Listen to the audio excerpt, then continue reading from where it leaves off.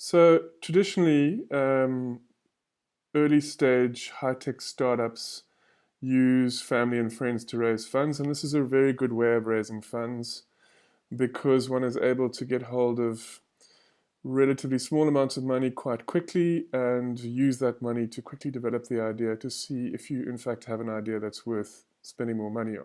The next stage is something called angel investors. These are not necessarily family and friends, but probably a retired executive or maybe someone who's started and been very successful in business, probably in the high-tech space, and they may be interested in taking a stake. And then you typically start with venture capital, which is known as Series A, Series B, Series C, where more and more money is invested into the business. The major venture capital firms in this country are divided into more or less two groups. The one group are funds that are established by mega wealthy ex-bankers or ex-IT people that create a fund with a mandate and then employ specialists to run that fund whose job it is to identify, invest, and mentor their investments. And then the other group, it's a new group that's just emerging, is based on a tax legislation um, ability that enables firms to reclaim their R&D against their income so as to get a tax rebate on their R&D. And the answer is both yes and no. Let's deal with the no answer first. Traditionally, venture capital is actually provided to many, many firms that don't have any revenue whatsoever. And in fact, the biggest and brightest examples, whether it be Facebook, whether it be Twitter, whether it be Twitch, whether it be Instagram, very few of them have any revenue to speak of.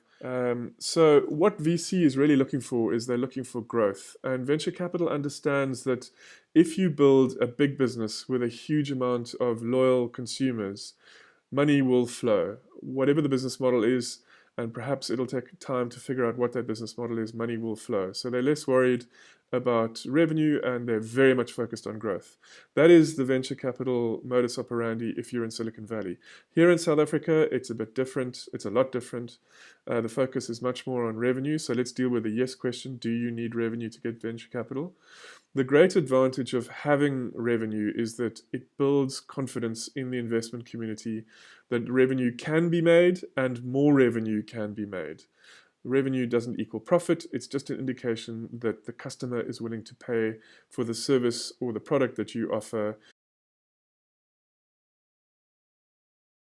And I think that we're lucky in the sense that the last 3 to 5 years has seen a launch of a number of VC startup competitions, a number of tech startup competitions, a number of competitions that are financed by major brands. So the best thing is to take your idea to these competition forums and pitch and pitch and pitch and learn as much as possible about how to pitch your idea. The Telkom, whether it by its Dragon's Den TV program, Breweries have one, IBM have one, MTN have one, Vodafone have one, the provinces have one. I know that Gauteng has got an improvements innovation competition. I know that down here in the Cape there are also competitions. And then, of course, many accelerators and incubators and VC funds promote these competitions as well. Ultimately, understand that venture capital is not about getting people to be aware of your product. You have to create the fire. You have to demonstrate that people are using it more and more. You have to show the growth curve of adoption. Once venture capital see that you have a clear and accelerating growth curve, they will add the fuel automatically. They will happily add the fuel to the fire, and that'll see your user growth jump from maybe tens or hundreds of thousands to millions and tens of millions of users.